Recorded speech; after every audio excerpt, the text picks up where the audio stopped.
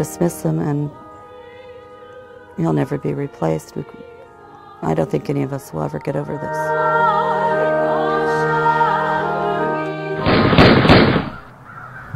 You start racing right off the bat because you know that something serious happened.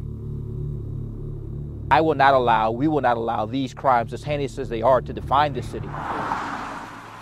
It was the murder of 75-year-old Tom Repchek that pushed Father Greg Maturi from the pulpit, the 7 gifts of the Holy Spirit, and into the street. Repchek was the second parishioner in 8 months killed right outside St. Dominic's Catholic Church in Youngstown, Ohio.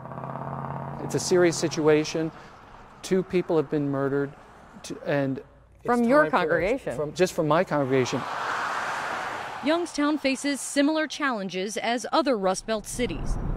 As the steel industry fell, the population shrank by more than half in the past few decades, leaving thousands of abandoned homes that have become havens for criminal activity.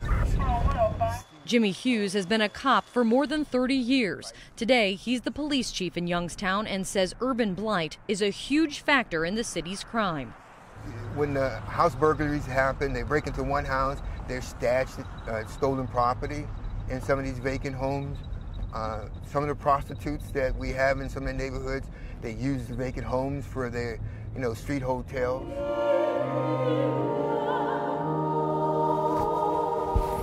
And that is where Father Maturi comes in. Whatever Youngstown's been doing up till now, it's not working. We need another approach. Counsel, knowledge, courage. So Father Maturi took a list of 20 homes to Mayor Jay Williams, saying the vacant properties needed to come down immediately. The mayor agreed, adding 7 more, and now they're calling it Operation Redemption. Do this in memory of me. We have no more time. It's an emergency situation. The initiative is simple but aggressive. Battle the recent violence by tearing down the abandoned homes, planting green space in its place. Mayor, what does tearing down homes do? It removes the haven for criminals. It removes targets of arsonists. It allows property owners to recognize and begin to feel that their neighborhood is being transformed. Most of those homes surround St. Dominic's, which many here view as the last stronghold of the community. We're one with the neighborhood, and the church is here to help the neighborhood. And as the neighborhood goes, so goes the church. The project hasn't been without speed bumps, though.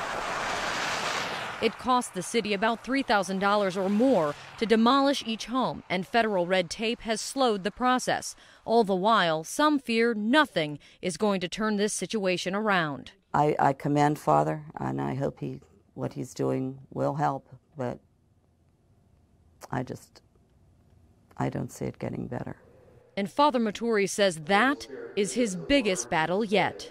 My biggest problem is not fear of being attacked by gangs. My biggest problem is keeping people from falling into despair and becoming cynical. That is a tougher fight than a physical fight. The prominent role that you've taken and putting kind of a face on it, do you fear that that has somehow put a target on you? That may well be the case. That's not going to slow me down. This is why I became a priest. This is what a priest does. The city has promised that all of the more than 24 abandoned homes here will be torn down by the end of the month. Both the mayor and Father Maturi hope that's the first real step in stemming the tide of recent violence plaguing this town. Kate Baldwin, CNN, Youngstown, Ohio.